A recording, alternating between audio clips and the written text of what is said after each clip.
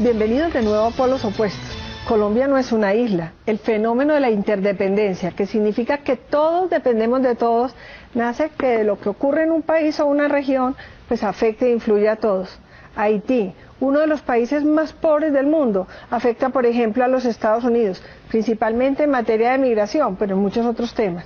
La reducción del petróleo afecta tanto a los países consumidores como a los países productores, y así con todo. Con todos estos cambios geopolíticos y económicos que están ocurriendo, ¿cómo nos va a ir a los colombianos en este 2015 en el contexto latinoamericano y en el global? Para analizar este panorama nos acompañan dos mujeres excepcionales, líderes de opinión en este país y yo creo que regionalmente y globalmente. Las dos podrían perfectamente ser presidentes y qué bien que le iría a Colombia. Tienen los conocimientos, las cualidades, el carácter para desempeñar este cargo. Les estoy hablando de Cecilia López, que es una economista muy famosa, presidenta del Centro de Investigación Social y Económica, que también fue ministra y senadora. Muchos países quieren proponerla como secretaria de la OEA. La haría muy bien, sería sacar a la OEA de la hibernación. Y Marta Lucía Ramírez, que es abogada, es candidata presidencial, es ministra de Defensa y de Comercio, senadora, que también tiene todas las cualidades para seguir aspirando y para convencer a los colombianos de ser nuestra presidenta. Vamos a ver cómo nos va en este análisis de hoy. Muchísimas gracias por aceptarnos la invitación y les quería preguntar, con toda esta crisis de Europa, que pues el estado de bienestar prácticamente quedó en entredicho, donde la política está también en crisis, las ideologías, se dice que la izquierda y la derecha se acabaron y que va más bien una discusión entre los de arriba y los de abajo. La elección del primer ministro de Grecia, de Alexis Tsipras, creo que es, ¿influye en América Latina? ¿O fue América Latina más bien la que influyó por ejemplo, también el líder de Podemos en España, que muchos dicen que se parece al populismo venezolano? ¿Cuál de ustedes quiere empezar? Bueno, pues yo creo realmente que lo que está mostrando Grecia es que hay que tener unas políticas públicas que respondan a las expectativas que tienen los pueblos, pero que también obviamente generen un compromiso con la responsabilidad macroeconómica, con el dar realmente mejores condiciones de vida a los ciudadanos, sobre todo más inversión, más posibilidades de crecimiento. Y aquí lo que vemos realmente es que todo este proceso de construcción de la integración europea, pues definitivamente siguió en dos velocidades distintas. Un país como Grecia nunca logró estar al nivel de los otros, todos los compromisos, por ejemplo, derivados del acuerdo de Maastricht, que era un compromiso muy firme con la tasa de inflación, con la tasa de cambio, todo eso nunca se pudo cumplir, y hoy lo que vemos entonces es una Grecia rezagada, que es incapaz de cumplir obviamente normas tan estrictas como las del resto de Europa, y un país que está obviamente al borde del colapso. Ese es el ambiente propicio para que llegue un gobierno populista, y eso es lo que creo que es este gobierno, más que de izquierda, es un gobierno muy populista, y es lo que le está pasando a Venezuela, pero España con Podemos. La gran conquista de Europa era sus mayorías de clase media. Eso era básicamente lo que el alma europea, que la perdieron con todas estas crisis, ni en España, ni en Portugal, ni en Grecia, y en muchos otros países también hay rezagos muy profundos como los que decía Marta Lucía. Pero entonces... Yo tengo una interpretación un poco, digamos que un poco más estructural. Yo siento que el mundo creyó que se las sabía todas manejando la economía. Y eso sí que es claro para América Latina. Porque siguen los mismos con las mismas. Llevamos 20 años con los mismos equipos que tienen su puerta giratoria con los bancos internacionales.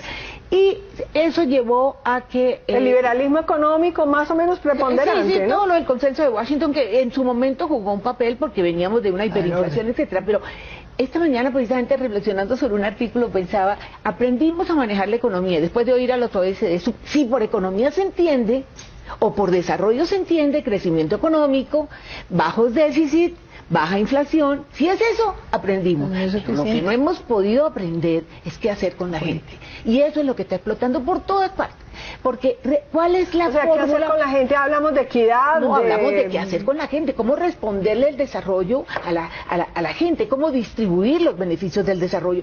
Que lo que está saliendo es una vergüenza. El libro de Piketty, lo que acaba de sacar Oxfam, 80 personas súper multimillonarias que tienen el 50% de la riqueza. Bueno, y Obama en el discurso que acaba de dar, que a mí me pareció una maravilla, habla de lo que ha formado los Estados Unidos, un país de migrantes, un país donde los ricos tienen que pagar impuestos y donde de verdad la fiscalización, la tributación tiene que ser más distribuida para que la gente le vaya mejor. Marta Lucía, la democracia latinoamericana, ¿cómo la ves? ¿Y la colombiana? Pues ¿Sí hay real democracia? con un déficit muy grande realmente en cuanto al cumplimiento de los fines del Estado. Es que la gente de alguna manera creyó que tener democracia era salir a votar libremente en unas elecciones, pero el concepto de democracia es mucho más exigente que eso, es lograr unas instituciones que de verdad con su fortaleza y su legitimidad garanticen la vida, los derechos de los ciudadanos, la libertad de los ciudadanos. Y el bienestar, y en eso hay porque no, pero eso por con el eso, estómago la libertad de tener empresa, la libertad de educarse, la libertad de expresarse y la oportunidad de poder vivir con unas condiciones de vida dignas. Y allí creo que hay un déficit de democracia enorme en toda América Latina. Lo preocupante hoy en día es que todas las instituciones también que serían como referente de alguna manera, pues están hoy en la parálisis. A mí me parece una excelente noticia si al llegar a ser Cecilia la secretaria general de la OEA, porque hoy sí que se necesita Pero les hago una multilateralismo. pregunta. Ustedes que han sido candidatas y precandidatas a la presidencia, bueno, pero sí, cuando yo pues aquí también opino y así pues por eso estoy en el programa, pero les pregunto más a ustedes, díganme con la mano en el corazón, si dadas las condiciones políticas de Colombia, ¿es posible acceder a la presidencia si no se mete uno dentro de los modelos y el establecimiento preconstituido? Déjame decir Dígame, pero la verdad. La verdad, no, tú sabes que a mí no me tienes que inducir. Mira, ahora que estoy asesorando y leyendo las cosas que mi nieto está escribiendo sobre, está haciendo su tesis de máster. Oiga, no le va a quitar el mérito al nieto de la tesis, ¿no? No, ni mucho menos, pero como estoy asesorando me ha puesto a leer muchas cosas. Tengo una frustración, este es un gobierno que ha sido de élites para las élites. Y si uno no entra en esa élite, lo votan. Es que no tienen que echarlo, Marta Lucía, ¿no es cierto? El sistema te vota. Lo vivimos en el Congreso. Yo lo viví con el Partido Liberal. Afortunadamente, tenía una asesora muy pila, que era mi hija, que me dijo, renuncia, tienes 5 minutos para escribir la ¿Sigues carta. de liberal o ya no? No, hace rato que los mandé a freír espárragos. Es que esto no es un partido. ¿Ya no vuelves a aspirar a la presidencia? Ah, no sé. Yo no digo que no. Ojalá. Pero por liberalismo. Pero no por ahí. ¿Qué es el liberalismo? No, eso es un desastre. Es decir, entonces lo que te quiero decir es que tú tienes toda la razón. O sea, este es un gobierno, este es un país manejado por unas élites que siempre han trabajado para sí mismos. Es un país manejado por élites para las élites. Entonces, el que se quiere, antes nosotros creo que somos un milagro de la naturaleza. Que porque las tres además somos clase media. Sí, somos clase media. No somos hijas de políticos. Exacto. No, nosotros somos milagrosas. O sea, debemos de darle gracias a Dios que no nos han o matado. Somos sobrevivientes, porque eso es una Pero es que posibilidad. matarlo, cuando lo matan a uno políticamente, de alguna no manera lo matan de la otra manera. Bueno, es que alguien decía, si usted se sale del partido, entonces ya les quita el problema, pero eso es claro. Y yo creo que esa va a ser la razón por la cual el posconflicto o cambia radicalmente este país en términos de quién lo maneja y qué hace la política en Colombia y acabamos con esta desastre o no hay nada que hacer. Y a Marta, que se quedó aquí, sigue haciendo política para llegar a la presidencia, cuando le hablan de la posibilidad de una Asamblea Nacional Constituyente que modifique las reglas de la llamada democracia colombiana, ¿no le atrae o piensa que con las reglas que hay sí puede acceder a la presidencia? Yo creo que sería muy peligroso una asamblea constituyente hecha a la medida de las FARC y obviamente con los mismos me parece que no serviría para nada. Sin embargo, yo quisiera tener una mirada un poco más esperanzadora. No es optimista, pues porque acaba de pasar por una candidatura en donde no solamente me tocó enfrentar pues los poderes preestablecidos, sino dentro de mi propio partido la gente que haya tomado la decisión de apoyar la reelección a cualquier costo. Yo creo que esta es una democracia que hay que corregir como sea.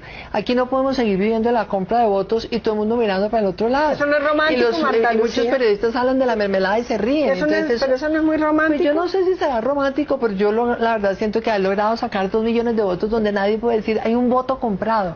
Nadie pero yo saqué casi 3 y ¿para qué me pero sirvió? distinto en ese momento, no, mira, un momento diferente. Yo sí creo que uno tiene que seguir seguir realmente con la esperanza de que hay cómo lograr dentro de esta democracia cambiar las cosas. No, yo estoy de acuerdo. lo contrario, pero les pregunto a las dos, a ver, les pregunto a las dos. Si estos líderes llamados populistas por ustedes y por tantos, o nuevos líderes con una nueva política en Europa, han podido formar cosas nuevas, ¿por qué no se puede en América Latina conformar? Bueno, por ejemplo, Chávez se salió del establecimiento, perdón, y ustedes tan maravillosos y tan inteligentes nunca han pensado en algo distinto, más ciudadano, más salido de lo tradicional. Miren lo que me pasó con Pido la Palabra. Pido la Palabra, Fajardo lo apoyó cuando le dio la gana y cuando vio que no le servía, la desbarató. Entonces, y ahí claramente, además le ponen a unos techos de cristal, no, ustedes para el Senado, así los candidatos presidenciales son otros. Mira, yo creo lo siguiente, la gran diferencia, digamos, entre lo que ha sucedido en el Cono Sur, donde el Economist reconoce que son las mejores democracias, y lo que nos pasa a Uruguay nosotros, y Costa Rica. Bueno, Costa Rica ya que me parece exagerado, yo creo que es más democracia a Chile. Pero ¿qué es la diferencia? Nosotros tenemos una pequeña clase media, que no es ninguna maravilla en términos proporcionales, pero además no es politizada, es arribista. Entonces, eso es una limitación muy grande para que América Latina tenga un desarrollo igual. Yo por eso no pierdo las esperanzas con Argentina, porque Argentina tiene una clase media politizada, lo mismo que tuvo Chile. Miren las consecuencias de Chile. Un minuto, les pregunto. Pero en América Latina se han dado fenómenos populistas gravísimos. A ver, miremos Argentina. Miremos el tema de Venezuela, lo que se está viviendo. Bolivia. Pero no puedes comparar, Bolivia es un fenómeno, y Ecuador, ustedes piensan que Bolivia para ti es igual que Venezuela. No es igual, pero es populista. No, pero Bolivia, yo creo, Bolivia ha hecho unas cosas interesantes. No, ha hecho cosas interesantes. Muy interesantes, porque es que reivindicar una cosa que es de la raza, de la cultura. Pero fíjense que hoy los propios indígenas están en contra de Evo Morales. Pero es normal en la democracia, es pragmático. No, pero se sienten decepcionados porque dicen, entonces terminó realmente haciendo un montón de transacciones que dejan por fuera el discurso que era lo que pero Marta Lucía, es normal que en la democracia haya decepciones, de todo, y volvieron y lo eligieron. Pero a ver, ¿y Ecuador? ¿Qué opina Marta Lucía de Ecuador? Es que Noemí decía, bueno, y ustedes podrían hacer algo. Yo realmente creo que acá es la diferencia quizás cuando, por ejemplo, planteaban Noemí, ¿por qué no convocar algo? Yo sí no creo que sea conveniente algo a la medida de una persona. Yo no creo en los caudillismos, me parece que eso es irresponsable, me parece que eso es egocéntrico. No existen, hay que tratar de transformarlos desde adentro, hay que dar, crear porque es que evidentemente una vez es que tirar la toalla, pero yo creo que uno lo que puede hacer es o dar la pelea para reformarlos, o sí, claro, hay la posibilidad de hacer nuevos partidos, pero de nuevo, es que partidos hechos a la medida de las personas... No, nadie está hablando de eso, porque eso es caudillismo. Yo creo que ninguno de nosotros le gustaría hacer caudillo. Esos movimientos no obligatoriamente son caudillistas, son movimientos que pueden expresar un pensamiento colectivamente. En España es caudillista, lo de Alexis Tsipras y su partido. Bueno, les pregunto algo para cambiar de tercio. Está llegando la China, llegó el dragón. Es el gran acreedor de todos los países latinoamericanos. El canal de Nicaragua pues es el hecho geopolítico más importante de lo que llevamos en la región, como lo fue el canal de Panamá en el siglo XX. ¿Cambiará la cultura política la llegada de la China o seguirá preponderando en nuestro país y en algunos países de la región la influencia americana? Yo veo muy difícil que haya una conciencia clara de lo que China significa. A mí me parece que todavía el peso de Estados Unidos es muy grande, y yo creo que lo que ha hecho Obama con Cuba tiene un significado muy interesante para mucha gente en América Latina. No para todo el mundo, pero sí para los sectores más progresistas. Eso le ha dado un aire a las relaciones. Entonces, y la gente no ha medido, porque aquí como la gente no estudia, tú viste que no fueron empresarios a Davos. Es que eso es increíble, no hubo empresarios colombianos y los empresarios del mundo que fueron a Davos no iban a las conferencias, se quedaban haciendo negocios. Vamos a hacer una pausa y Marta nos opina de la geopolítica en latinoamericana. ¿Qué es lo que está influyendo más en las democracias y en la economía nuestra?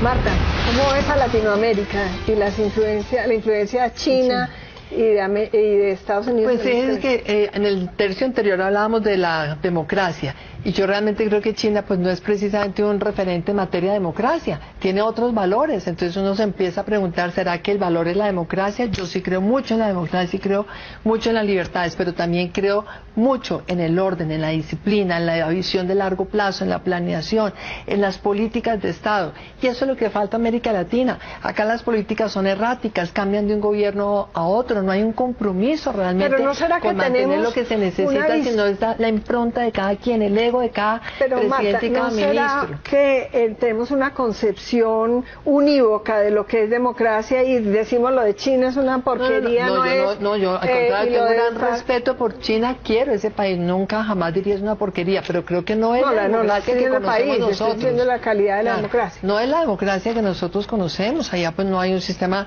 realmente de elecciones parecido a lo que nosotros conocemos, hay un politburó, es un solo partido, el Partido Comunista Chino, por eso digo, tienen otros valores. El modelo económico de China. A mí me parece que lo que hizo la China, dedicarse a convertirse en la industria del mundo, las manufacturas del mundo hoy por hoy están todas ubicadas en la China. Me parece que desde el punto de ellos ha sido exitoso. Me parece doloroso para Colombia, que ha podido tener una economía mucho más diversificada, porque tuvimos siempre manufactura, sector agrícola, servicios, minería, y aquí hemos abandonado muchísimo el sector manufacturero, que el país lo necesita, es un generador. Pero el capitalismo de Estado, que es lo que intenta ahora Venezuela, Cuba, parece que también se va a ir por el lado del capitalismo de Estado, que es el modelo chino económico. ¿Sí les atrae a ustedes? Pero es que eso fue posible en China por la inversión extranjera. Si hubiera sido simplemente por el capitalismo de Estado, nunca lo hubieran logrado. Por la inversión que llegó y les trajo innovación. Déjame decir una cosa.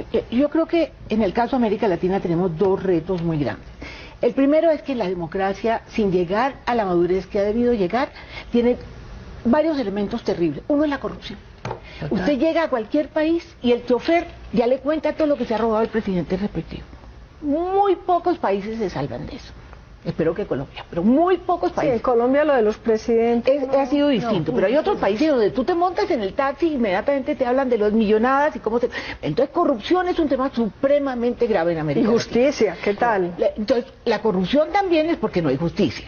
Y fuera de eso, ha habido una énfasis tan grande en lo económico y se ha dejado tan afuera lo social, que eso está en este momento, ahí es donde yo creo que vamos a poder, aquí va a haber de pronto una repercusión de España y de Grecia hacia acá, depende cómo les vaya, pero es que en el fondo lo que ellos están reaccionando, probablemente con las fórmulas que no son, es ante unos modelos de restricción en donde ¿quién paga el pato? La clase media, y allá la clase media es importante, ¿ya? Marta, pero la institucionalidad, la social es una deuda que tenemos inmensa, pero a mí me parece que lo más grave que tiene América Latina es que la parte institucional no la ha desarrollado, no, el tema sí, yo creo que esa es una de las debilidades, que tiene América Latina en general. Fíjense ustedes en el Foro Económico Mundial, los índices de competitividad del Foro Económico Mundial muestran siempre que uno de los puntos más vulnerables es institucionalidad. En general América Latina tiene unas instituciones débiles. Nosotros que siempre creímos que era nuestra fortaleza, pues vemos que no es tanto cuando vemos la verdad un sistema judicial que está hoy por hoy desbordado, con muy poca credibilidad a los ciudadanos, un Congreso que tampoco tiene credibilidad. Entonces esa debería ser realmente una prioridad en la agenda de cualquier gobierno. Se necesitan políticas. Bueno, yo les hago una pregunta a ustedes dos. ¿Por qué Colombia ahora está creciendo más que la región, mucho más?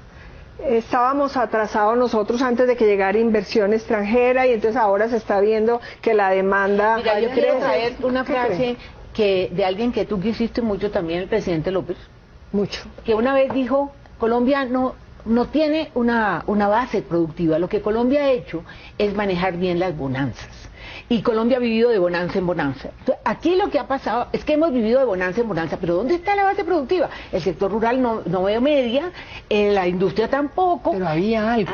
No, pero todo eso en este momento no. Se acabó. Entonces, ¿qué es lo que pasa? Que en este momento lo que uno ve es que Colombia manejó bien esa bonanza petrolera en el sentido de que atrajo mucha inversión extranjera. ¿sí? Bien en el sentido en que hubo unas políticas de corto plazo que permitieron un crecimiento de la clase media, pero nada de base. Quiero preguntar a ustedes, estamos creciendo más, pero se está empezando a desacelerar la economía en América Latina, el precio del petróleo afecta a muchísimos países, el precio de las commodities, la disminución de crecimiento de la desaceleración de China, y se cambiaron los índices de crecimiento, se revisaron, igual que se están revisando los de Colombia. ¿Cómo creen ustedes que va a crecer América Latina y cómo va a influir eso en Colombia? Bueno, pues todos los analistas y la CEPAL y el Banco Mundial y todos dicen que América Latina va a estar creciendo cerca de un 1,5%, 1,3 unos, 1,8 otros. Colombia decían que iba a crecer un 4,2, el ministro de Hacienda hablaba del 5, ANIF está diciendo el 3,8 si acaso, pero yo sí iría un poco atrás de mí. Es que lo que es absurdo es que las bonanzas no las sepamos aprovechar para invertir. ¿Invertir en qué? En capital humano, educación, innovación, ciencia, pero eso lo estamos investigación. Haciendo. Mira, la calidad de la educación en Colombia es dramática. Pero se está haciendo un esfuerzo, no, pues ahorita unas becas, pero no yo creo que hay acá también un tema que tiene que ver es con la ética. Esto es un tema ético, esto es un tema moral. Uno no puede obligar a una parte de la población a que se quede excluida del sistema de educación y unos privilegiados de las becas que les da la clase política como una eso es el modelo inequitativo. Eso no puede ser. Sociedad. Yo lo que creo es que se necesita un sistema de verdad que amplíe el acceso a la educación superior técnica, tecnológica para todos, y por otro lado invertir en infraestructura. Se está haciendo ya, por fortuna, se está haciendo un rezago inexplicable. Pero no podemos de la noche a la mañana tampoco hacerlo pero todo. Pero es que se ha debido aprovechar la bonanza, era para eso, pero nos gastamos la bonanza entre la mermelada, el gasto ineficiente muchas veces, y no en hacer las inversiones que tocaba. Ahora se acaban las bonanzas, y entonces ahora sí, ¿qué pasó con el sector manufacturero? Porque no se hizo una inversión seria en agricultura. Ese es el en política, sobre todo, que es tan importante tener políticas industriales, políticas agrícolas. Instituciones en una sociedad que tiene una política corrupta. Es decir, ¿cómo construyes institucionalidad cuando tú tienes una política que lo que quiere es conseguir votos, los compra al precio que sea, se le estimula eso, los calcula, ¿sí? le dan la plata? O sea, ¿qué es lo que hace Colombia? Es que lo de Colombia es muy complicado porque tú tienes unos poderes regionales alimentados, y por eso no estoy de acuerdo con lo que dijo Carlos Caballero en la última columna. Mentira, los poderes locales los alimenta el poder central. ¿Qué tal la mermelada? ¿Por qué tiene tanto poder Yair Acuña? ¿Cómo que se llama? Sí, esto señor, el ñoño, todo. No, porque le dieron toda la plata del mundo. Bueno, sobre todo les voy a decir una cosa, porque es que lo de la mermelada, que es igual a los Estados Unidos, es falso, porque el presupuesto colombiano tiene una cantidad de partidas globales que quedan después a la discrecionalidad, que se vuelve la mermelada posterior. Transparencia. Por ejemplo, en la campaña mía, donde el tema fundamental era corrupción, lucha contra la corrupción, era el tema de justicia y seguridad, decíamos, es que no está mal los cupos indicativos, porque sí, déle a los congresistas para que inviertan en sus regiones y que lleven las partidas, pero por Dios tiene que haber transparencia, en qué rubros se invierte, de qué manera, cuál es el resultado. A ver, les pregunto, pero que Colombia crezca el 3.8, que se ha bajado como la expectativa, o el 4.5, si está beneficiando a las mayorías colombianas, si se está traduciendo en una mejor calidad de vida de la gente pobre, de la gente que algo ha mejorado Colombia. Colombia ha reducido la pobreza en algo y estamos en un 30%, estábamos antes en el 40%, la clase media colombiana ha aumentado menos rápidamente y menos ampliamente de lo que podría haber. Algo ha mejorado, por eso yo digo, yo quisiera tener una visión de esto esperanzadora, porque el país tiene con qué, pero mira, no hemos logrado mejorar lo que el potencial de este país da. Este país debería estar infinitamente mejor y lamentablemente lo que llamaba Álvaro Gómez, el régimen, no deja que este país progrese. Cecilia, quedas con el uso de la palabra después de una pausa.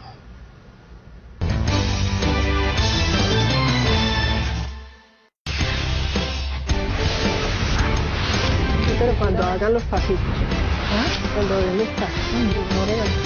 Cecilia, hablaba Marta Lucía de la frase famosa de Álvaro Gómez, que lo que había que era tumbar el régimen.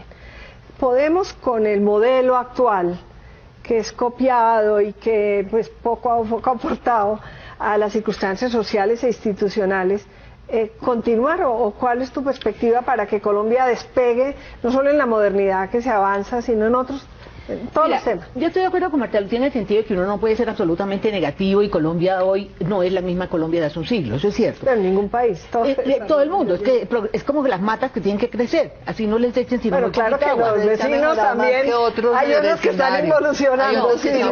No, de acuerdo, pero aquí hay un... lo normal es progresar. Pero aquí hay una cosa que se olvida para responderte la pregunta de la élite. La verdad es que toda esta política social le ha aliviado a los pobres, pero la población más importante de América Latina y de Colombia es la que se llama vulnerable, de la cual no habla nadie, todo el mundo se hace loco, y eso viene desde el Banco Mundial que sacó la cifra. La proporción de la gente en América Latina que es vulnerable, o sea que puede caer muy fácilmente de nuevo en la pobreza, es el 36%, y en Colombia también. Si tú le sumas en Colombia el 36% de los vulnerables al 28-29% de los pobres, tú tienes más de la mitad de la población que vive en el siglo XVII. ¿Cómo haces para cambiar la gente? A ustedes dos, que son personas autorizadas. Dicen los empresarios que si les ponen más impuestos, pues lo que es la industria nacional y la posibilidad de generar más empresa y más empleo prácticamente es imposible. Dicen los grandes filósofos de la economía, como Piketty, que lo estaba mencionando ahora, que hay que pagar más impuestos por parte de los ricos. ¿A quién creerle? La OECD está haciendo unas recomendaciones que claro que las hace, pero son mandadas a hacer por el gobierno que manda los globos para ir ambientando los temas con que viene. ¿Ustedes cuál piensan que debería ser como el modelo? Pues Noemí, yo realmente creo que los empresarios por el solo hecho de serlo no son ricos. Creo que los ricos, claro que tienen que pagar en proporción a su riqueza, pero me parece que uno debería estimular realmente un desarrollo empresarial grande y que acá casi que todo el mundo pueda aspirar a ser un empresario que tenga una posibilidad de tener una empresa sostenible, y para eso sí creo que las tasas de tributación de las empresas en Colombia son altas, son más altas que en muchos países, pero tampoco podemos nosotros llegar a pensar que la solución de Colombia en este momento es subirle los impuestos a los ricos, bajárselos al resto, porque este país tiene que tener también la mentalidad que hay que contribuir, que hay que pagar pero a los pequeños impuestos. y medianos los empresarios no valdrá la pena revisarles las tasas impositivas. Sí, por eso yo creo que no, a los medianos empresarios me parece que subirles más, no me parece. Es que la gente hace un esfuerzo enorme, por eso yo estuve totalmente en contra del impuesto a la supuesta riqueza que decía el presidente, que era el impuesto al patrimonio. Cuando un empresario compra maquinaria, equipo, invierte, el impuesto a las lo divisas, que no tiene el sentido, impuesto a los dividendos. No, yo sí creo que el impuesto a los dividendos hay que ponerlo, eso sí, eso tiene que ver más realmente con la capacidad que tiene y la proporcionalidad de las rentas de cada uno. Sobre este tema, Colombia tiene un peso de impuesto sobre PIB que es máximo 15%, y llegó durante el gobierno de Uribe al 11%. Usted con eso no hace nada. El promedio de América Latina es el 20 y pico por ciento de impuestos sobre Producto Interno Bruto. El de la OECD, el promedio es 32%, donde hay países que tienen 40, otros países que tienen... Ok. Entonces, usted con esa plata no puede hacer nada. Y el gobierno ya no puede vender empresas porque ya se vendieron todas, en toda América Latina. Entonces, ¿qué tiene que hacer usted? Usted tiene que cobrar impuestos. Pero ahora, momentico, pero déjame lo digo. Usted tiene que cobrar impuestos, pero lo que usted tiene que cumplir es el principio de equidad. Usted tiene que pagar de acuerdo a las posibilidades, y la falla de Colombia es que le ha caído a la empresa y no le ha caído a las personas. Bueno, pero ayer yo oí al presidente con una frase que yo pues me escandalicé, pero quería de todas maneras preguntárselo a ustedes. El presidente dijo, cuando se habló de que el precio del petróleo traería un déficit de 15 billones, solamente el precio del petróleo, sin hablar de las causaciones de los compromisos de mermelada y otros temitas que hay pendientes, y de muchas cosas que el proceso de paz, que nos va a requerir de muchísimo más presupuesto. Y el presidente dijo que Colombia iba a afrontar eso con dos temas. Uno, con el tema de la reforma tributaria que ya se había aprobado, que supuestamente pues resuelve el tema del pasado de los 12 billones de déficit, y otro con mayor endeudamiento. No habló de ningún otro plan, solamente habló de esos dos temas. ¿Ustedes qué opinan? Es que no tiene otra posibilidad. O sea, usted cobra impuestos como toca a los individuos ricos. En Europa, la diferencia entre América Latina y Europa es que en Europa no pagan las empresas los mayores impuestos, lo pagan los individuos ricos. Y en América Latina lo que les cae en la mano son a los asalariados, con el IVA, a todo el mundo y a las empresas. Colombia tiene que cobrar impuestos y tiene que ampliar la base de impuestos. La otra cosa es la deuda. La deuda no es un problema mientras usted crezca, ¿sí? Y lo que pasa fue que pusieron yo no sé cómo van a manejar ¿cómo es que se llama? El acuerdo fiscal que no puedo manejar. La regla fiscal. Pero es la única forma. O sea, la decisión que tenemos que tomar es o pagamos hoy sacar este país adelante o se lo dejamos a los hijos o a los nietos. Sí, pero a ver, ¿por qué no se habla de mayor productividad?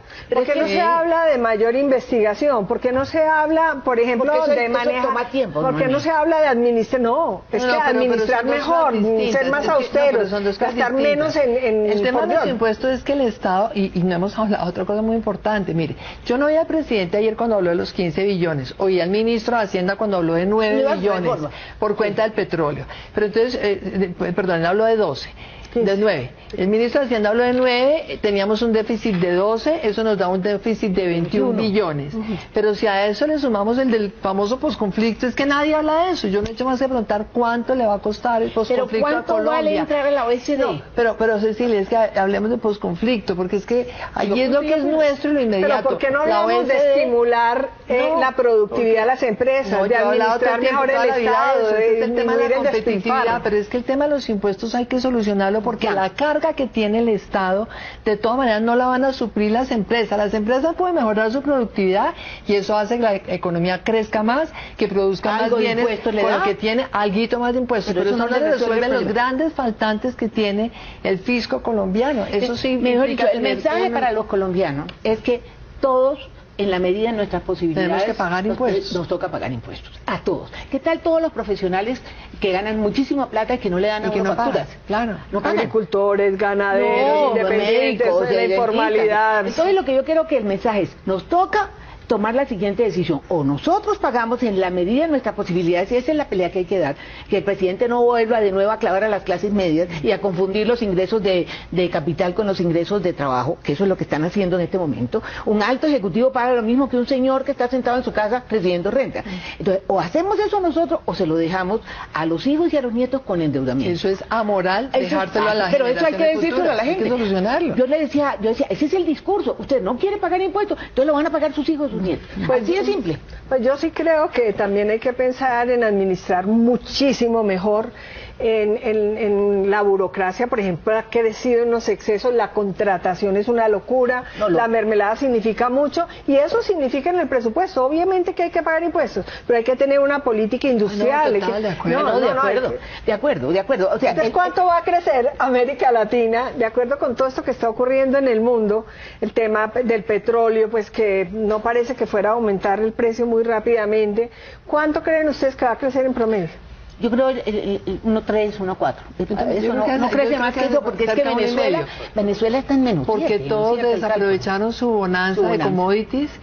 Algo se está haciendo en inversión en infraestructura en varios de los países, otros lo hicieron antes que nosotros vamos a tener un crecimiento mayor porque se está haciendo la infraestructura y seguiremos creciendo sobre todo por el comercio y los servicios. Muy buen crecimiento del comercio, pero es que a mí lo que me parece lamentable es que deberíamos crecer, exacto, con la producción de bienes, la producción de productos agrícolas, de alimentos. Y cambiando de tercio totalmente, el proceso de paz.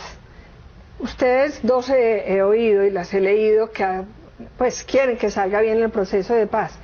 Marta Lucía tiene reservas sobre algunos de los temas de cómo están. Yo todo el tiempo he dicho que tiene que tener condiciones. ¿Y eso coincide con el Centro Democrático?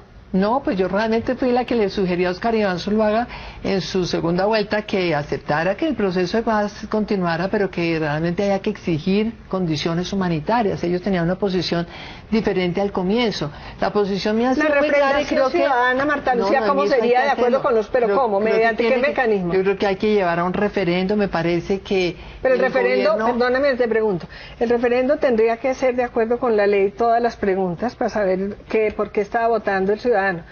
Álvaro Uribe, con ese liderazgo que tuvo, hizo un referendo que pues no pudo conseguir que se aprobara porque es imposible atender 17 preguntas. Entonces, ¿cómo sería el referendo? ¿Sí o no es un referendo para ti? No creo que sea de sí o no. Yo creo que hay dos cosas que hacer. Primero que todo, hay que hacer una pedagogía sobre la negociación de mí. En la campaña yo insistí muchísimo en la transparencia de lo que ya estaba negociado.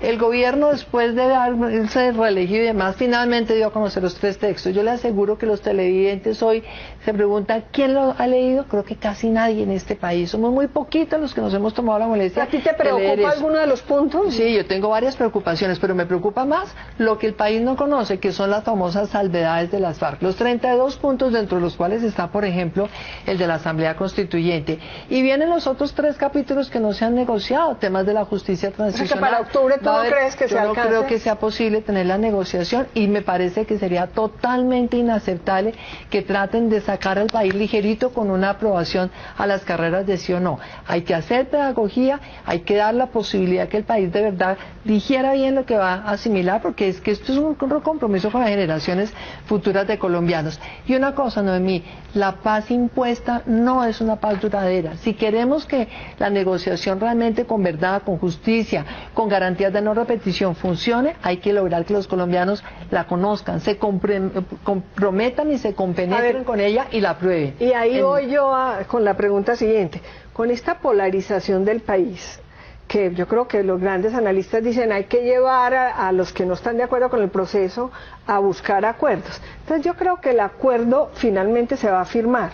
Pero ¿es el acuerdo de la paz o nosotros con esta deuda social que tenemos tan profunda, con esa situación de pobreza, con la situación que tenemos de falta de políticas industriales, de productividad, tantas cosas, eso será, pues es un paso necesario para conseguir pues avanzar en materia de seguridad y todo eso, pero la paz? Mire, cuando uno mira el mapa de lo que está pasando en Colombia, cuando uno mira lo que están haciendo las BACRIM, cuando uno mira que Colombia parece capturado, ya no solamente por los paramilitares, sino esa cosa perversa que ahora son delincuentes, y cuando uno ve todavía la guerrilla funcionando, uno entiende perfectamente que se necesita firmar un acuerdo, pero eso es el paso mínimo, porque aquí lo que hay que resolver son problemas muy de fondo. Si aquí no se hacen las grandes reformas que se han postergado, Colombia nunca ha querido hacer una reforma agraria, Colombia no ha hecho una reforma pensional que funcione, Colombia no tiene la reforma. Perdóneme, pero entonces usted, ¿por qué es enemiga, según tengo entendido, pero acláreme por favor, de entrar a la OCDE que está pidiendo esa reforma? No, yo no soy enemiga, yo lo que estoy diciendo es que no se están viendo los costos. Sí, porque lo único es que como nosotros manejamos la economía más o menos bien, porque eso lo sabemos, la macroeconomía, la macro, resulta que no se han fijado, y por eso les recomiendo que se lean lo que saqué ayer en el Tiempo, que fue una conferencia. ¿Cuánto vale en términos sociales llegar a los promedios de la OECD? Pero no es lo mismo que tú estás pidiendo, lo que pide la OECD. Pero es que una cosa es que uno lo haga autónomamente. Sí, mira, tú sabes lo que vale para el año 2015 empezar a acercarse a eso, vale 3 puntos del PIB, de los cuales el gobierno ha dicho que pone 1,5 puntos. ¿Tú sabes lo que es eso? Es que fácilmente son 21 billones de pesos. Pero las reformas que ustedes dos, y que yo coincidiría en casi todas ellas, ¿cuánto nos vale? Es decir, no todas valen, por eso hay que subir impuestos. Pero el problema es el timing, ¿cómo lo haces? Ese es el problema. Si te ponen en este momento a que tú primero tienes que cumplirle ciertas cosas a la OECD, no, perdóneme, la sociedad colombiana tiene que decir dónde pone su plata. ¿Cuál es su prioridad? ¿Cuál es su prioridad? Si la prioridad es la educación, si la prioridad es el sector rural, establecer su prioridad, que el país hable. Mire, no los 4 que están allá sentados allá arriba. Yo la OCDE lo veo como algo que es conveniente para Colombia, y eso es como entrar uno a un club. Es el club de las buenas prácticas, donde están los países más desarrollados. Pero uno tiene que decir cuándo entra al club, cuándo tiene con qué pagar la cuota mensual, cuándo tiene con qué pagar el bono extraordinario. Que aquí no han hecho los cálculos. Entonces el tema es ese. Pero Marta, nos vamos a poner en el afán de la entrada ya, y entonces damos la prioridad a eso y abandonamos lo otro. Pero yo diría no, vayamos avanzando hacia allá, pongámonos un límite razonable de 7, 6 años, no sé, pero hagamos urgentemente lo que es prioritario. Les pregunto algo. Cuando España se estaba modernizando al comienzo pues de esta democracia tan nueva que tiene España, y Felipe González se comprometió con la modernización de España y todo eso, necesitaron una camisa de fuerza muy grande y muy dolorosa y muy difícil, que fueron las condiciones de la Unión Europea, que son las que tú dices que no ha cumplido. Perdón, termino. Y también la plata. Claro, recibió todos los fondos de cofinanciación que le permitían hacer infraestructura. Entonces Colombia no requiere que una integración latinoamericana seria, que no se está haciendo. Se están dando abracitos políticos para taparse ciertos temas y de todo. Pero claro, exacto. Pero qué camisa de fuerza aceptable que no vulnerara pues la autodeterminación de Colombia en sus prioridades necesitaríamos para dar el paso rápido de hacer los cambios que con los recursos que hemos tenido deberíamos ya tener listos. Yo creo que aquí hay una cosa, y es que nosotros tenemos el conflicto más largo de América Latina, y eso no se ha entendido como una camisa de fuerza. Y eso es una camisa de fuerza, porque es una vergüenza que en este país nos estamos matando con nuestros índices, que además ya no es solamente, no son los muertos de la guerrilla, todo lo que se deriva, porque esto está mezclado con el narcotráfico, con el paramilitarismo, con las bandas, etcétera. No, esa es la camisa de fuerza. Este país, si no parte en dos la historia, en el sentido de empezar un proceso distinto, empezar un proceso de clarificación donde la gente participe, este país se va a volver no viable. Es que miren los mapas. Es que los mapas son espantosos. Este país está inundado de conflictos que Bogotá está libre, que fue el gran apoyo, pero tiene narcos. Es cierto. No tiene narcos, pero no tiene... Una mala noticia. Bogotá tiene algo que se llaman líneas invisibles. Y entonces dentro de la localidad esas líneas invisibles, donde no puede pasar de un lado a otro después de las comunas famosas de Medellín. Mira, yo creo que esa es la camisa de fuerza. O sea, Colombia no puede seguir tapando como los... metiéndome la basura abajo del tapete. Exacto, no puede, no. Este país está llegando a unos niveles en que aquí la gente tiene que participar, la gente tiene que contribuir, y aquí no podemos seguir con las roscas, en donde entonces nadie tiene chance si no pertenece a la familia, de la familia, de la familia, y si no se reparten las cosas entre ellos. Pero por eso yo creo que Noemí hizo una pregunta muy importante.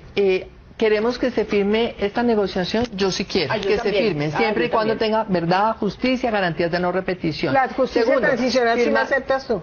Sí, pero justicia transicional tiene que tener unas penas, tiene que tener unas sanciones. Pero no obligatoriamente pero no barrer cárcel, las calles, eso no, yo creo que cárcel sí debería tener, pero para hay los principales alternativas. responsables de los crímenes de lesa humanidad. Es que acá han pasado cosas muy graves y siguen pasando en la negociación. Mire, el informe de Naciones Unidas de hace unos pocos días dice, como durante los últimos 2 años ha habido 343.000 víctimas nuevas del conflicto. De los 343.000 hay varios casos de desplazamiento y hay cerca de 1.000 niños reclutados, cerca de 600 mujeres violentadas sexualmente con el pretexto de la guerra. Entonces el tema es, yo quiero que el ejército. Bueno, pero por eso, yo quiero que la negociación salga bien, con garantías de no repetición. Segundo, la negociación de La Habana es la garantía de la paz. No, aquí hay que dedicarnos a fortalecer la institucionalidad que nos dé justicia, que nos dé el acceso a la educación, que acabe con la corrupción, que es la que se lleva buena parte del régimen de la clase política en muchos lugares, y eso es lo que le quita recursos a la educación, le quita recursos a lo social, le quita recursos a la inversión. A mí me preocupa cuando se habla de le quita recursos, porque a mí me preocupa que con tantos recursos que tenemos y asignaciones adecuadas, los recursos? Es la calidad del gasto, la asignación de los recursos. ¿Cómo se invierten? ¿Dónde ¿Quién tiene los recursos y cuáles son las prioridades? Bueno, entonces, como están hablando ustedes de prioridades, frente a las circunstancias de Colombia, y ustedes que de verdad han mostrado autoridad y ética, idoneidad, toda clase de condiciones, ¿qué recomendarían ustedes para que dentro de la situación actual, económica, regional, que es difícil, y la situación de Colombia, cuál debería ser la política de Colombia frente a la situación de Venezuela, que es bien difícil, la del Ecuador, que ha elevado, pues, para defender su propia industria, los aranceles, la de Brasil, que es más cerrado que Brasil, Estados Unidos, que por estados tiene unas condiciones y unas limitaciones terribles? ¿Qué piensan que debería hacer Colombia frente a estas circunstancias para potenciar su economía y que nos fuera bien también este año? En esa materia, en crecimiento, porque ya hemos hablado de todos los otros fenómenos. No, mira, yo creo que una cosa que Colombia tiene que hacer es fortalecer su mercado interno. Y el principal problema que tiene con el mercado interno es el mercado laboral, al cual no le están parando bolas. Aquí todo el mundo está engolosinado con la cifra del DANE. Y resulta que aquí lo que está pasando es que el trabajo formal se volvió informal. Entonces, ahí tenemos un problema tremendamente complicado, porque si se sigue viendo la mano de obra como un costo y no como una futura demanda. Entonces, mientras nosotros debemos fortalecer el mercado interno, debemos fortalecer la integración regional. Yo creo que eso es absoluto. América Latina tiene que dejar estos chistes de esta cantidad de pero reuniones. Colombia está abierta, es la más abierta de todas. Sí, pero de todas maneras no se asimila. Por ejemplo, la Alianza para el Pacífico. ¿Dónde están verdaderamente las ventajas. Estamos llegando tarde a la PEC, estamos compitiendo con países que tienen la misma oferta.